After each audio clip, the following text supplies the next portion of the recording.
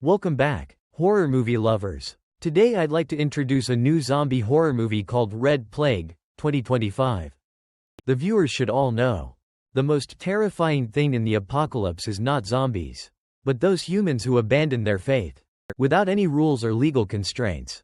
These intelligent humans are like Walking Dead, even more terrifying than zombies. A terrifying virus sweeps across the globe. Humans can only barely survive by hiding underground. Carter anxiously guards his wife's side, listening to her continuous painful screams. Clearly, his wife is about to give birth. But others do not feel excited by the arrival of the new life. Instead, they all hold weapons and loo around vigilantly, because any slight movement could attract zombies. Fortunately, they are very well prepared. His wife successfully gives birth, and mother and daughter are safe. But before he can even glance at his child, a commotion is heard in the distance.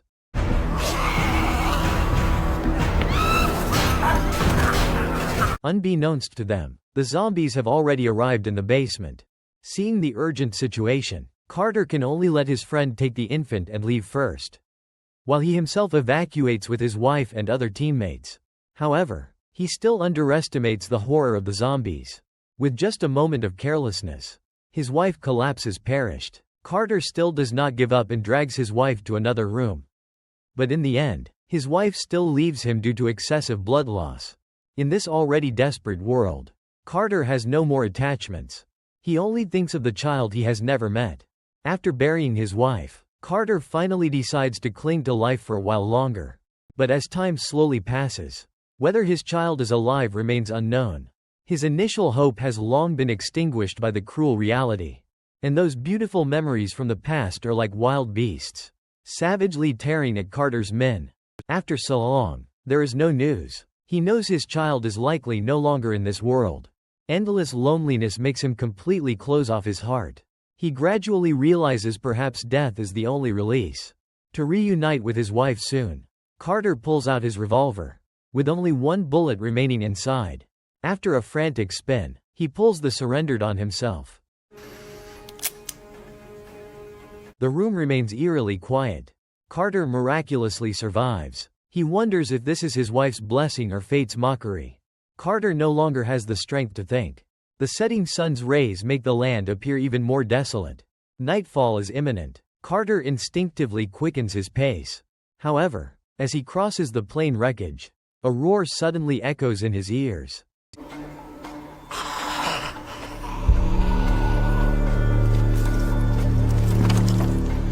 Carter cautiously hides behind cover, but he accidentally makes a sound, attracting the zombies' attention.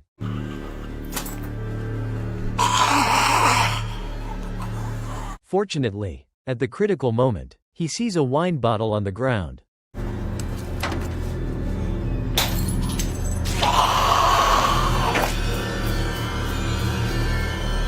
After successfully escaping, Carter returns to his dwelling. Just as he lights a cigarette for himself, a knock comes from outside.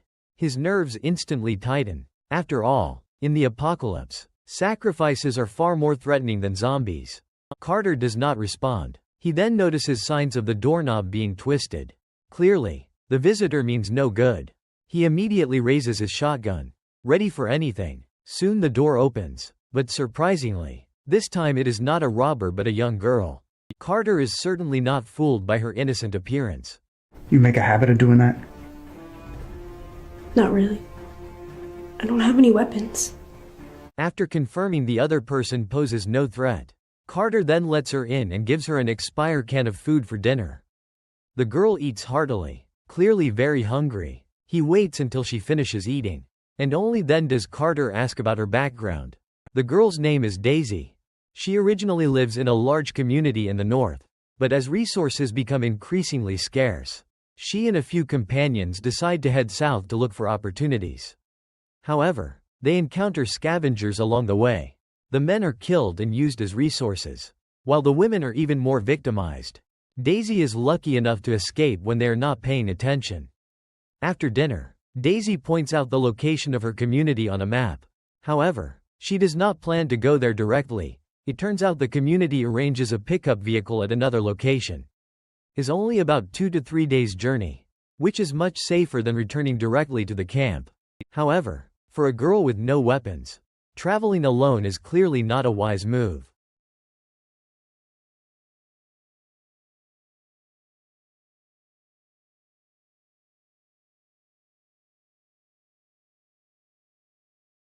"4 days round trip. You'd be back in no time."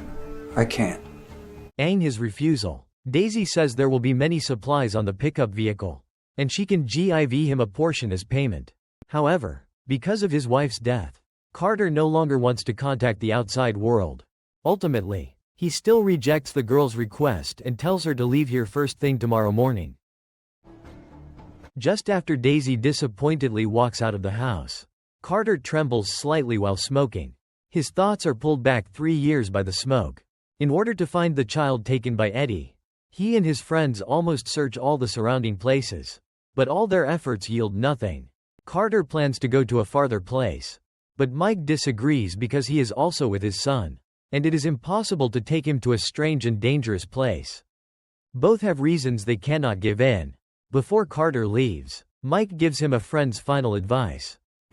You need to stop with this lunar shit. It's tiring. One of these days you're gonna get yourself into some shit that you can't get out of. And you're gonna need some help. After this day, the two never meet again. The next day, Daisy is woken up by the sound of a guitar. She slowly walks down the stairs and discovers the person playing is Carter. The melody is graceful but full of melancholy. Daisy bids him farewell and prepares to depart. The rendezvous car only stays for 5 days. She has already wasted 2 days. She must speed up her actions now. What Daisy does not expect is that Carter eventually changes his mind and decides to take her to the rendezvous point. For safety, Carter decides to first resupply on guns and ammunition. After all, according to Daisy, they are likely to encounter raiders along the way. After walking for several hours, the two finally arrive at the merchant's house. The merchant is an old man with a white beard. He rides a white horse and looks very spirited. Carter explains his purpose to him. He plans to trade the guitar his wife left him, which he carries on his back, for ammunition from the old man. This greatly surprises the old man, who knows Carter well. He understands how important this guitar is to Carter.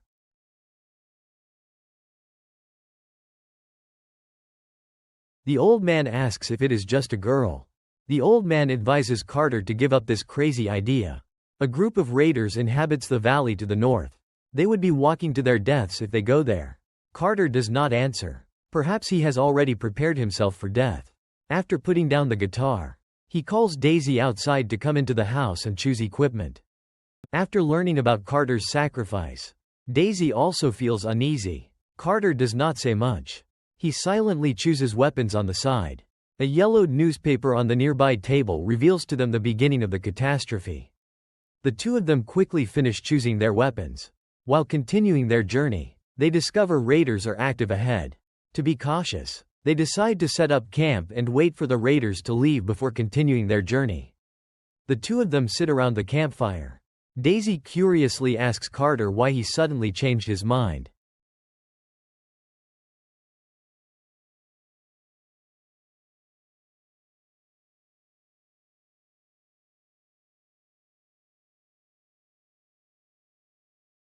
Daisy recalls her good friend's tragic death. This makes her feel very guilty. She also hates her own powerlessness. Carter finds no words to comfort her. In this moment, he feels very similar to Daisy. Afterwards, Daisy asks Carter one last question. She asks why he carries a pistol with only 1 bullet left. Carter tells her, he says this desperate world has too many places where people feel helpless. He explains that when to pull the surrendered is the only thing he can control. After a day of long travel, the two finally emerge from the desert and reach the grassland. As they rest in an abandoned factory building, Carter suddenly hears strange noises coming from ahead. The two hide behind a pillar and observe carefully. They discover a man being dragged into an open area by a marauder. Despite the man's frantic pleas, the marauder kicks him to the ground. The marauder then pulls out a pistol and finishes him off.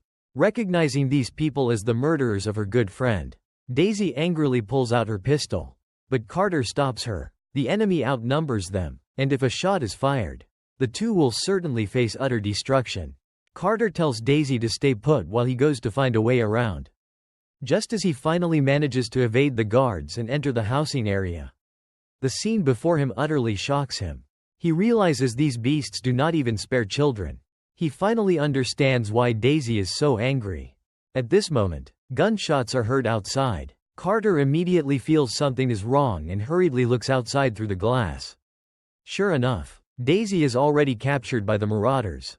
Seeing that the escaped prey walks into the trap, the marauder's face reveals a mocking smile. Hi there, pretty bird. Hey, Brave.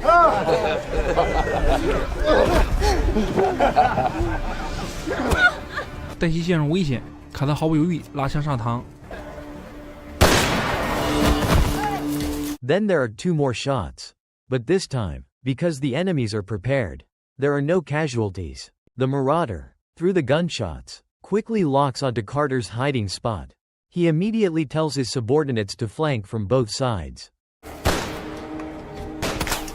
After firing all the bullets in his gun, Carter then hides behind the building. At this moment, the roars of zombies are heard. Obviously, the previous commotion already attracts the zombies. For Carter, this is good news.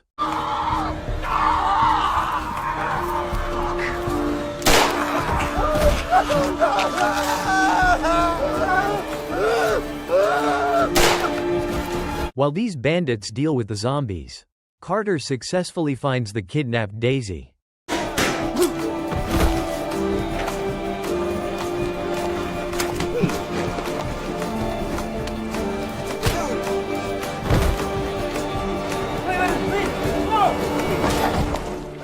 Daisy feels very guilty about her impulsiveness, so she tightly hugs Carter. But right now, it is clearly not the time for tenderness. The two desperately run into the distance. However, Marauder still discovers them and chases after them. At this moment, he is furious and does not easily let the two of them go. Fortunately, the zombie horde's attack causes his gun to be out of bullets. Seeing this, Carter flips over the fence, preparing for hand-to-hand combat with him. He immediately tackles Marauder to the ground. But because of his soft heart, he does not choose to directly kill the opponent.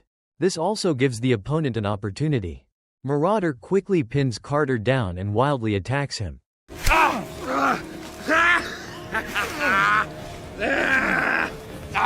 At a critical moment, Daisy rushes over to help, but this completely enrages Marauder.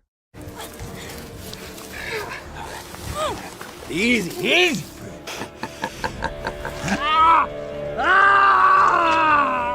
Daisy fiercely retaliated a piece of flesh from the opponent's neck. A large amount of blood gushes out. Marauder never expects that he would die in such a humiliating way. Due to wasting a lot of time and with nightfall approaching, Carter plans to first stay overnight at his friend's place. On the way, Daisy extends an olive branch to Carter, hoping he joins the group to live together. Regarding this, Carter states that he will consider it. Soon after, the two successfully arrive at their friend's residence. And he is Mike, whom Carter has not seen for 3 years.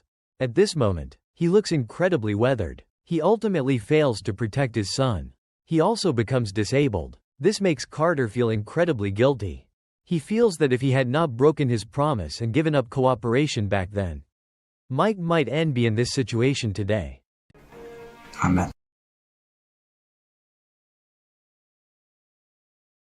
Mike's tone is full of sarcasm. But now, arguing about these things has no meaning. He says he can take Carter in for one night. The condition is that Carter must first go to the house opposite to get him some wood for a crutch. Carter does not think much and turns around and leaves. As soon as he leaves, Mike surprisingly stands up from the chair. It turns out he is not disabled, he just deliberately sends Carter away. He believes his son's death is all Carter's fault. He wants revenge. Noticing something is wrong, Daisy secretly pulls out a sharp blade. However, Mike has already seen through her small movements and easily blocks the attack. Daisy frantically flees. At the same time, Carter arrives at the wooden house Mike mentioned. But there is no wood for making a crutch inside. There is only one boy who has turned into a zombie. He is clearly Mike's son. Mike has been using sacrifices to feed his son. Carter naturally does not wait to die. After killing the opponent, he rushes to find Daisy. Seeing Mike committing violence, he understands everything. The bloodstains on Carter's face make Mike realize his son might already be dead. In his rage, he directly pulls the surrendered. Carter falls to the ground. This also makes Mike's emotions even more frantic. Just as he closes in on Daisy, Carter shoots the bullet he saved for himself into Mike's body.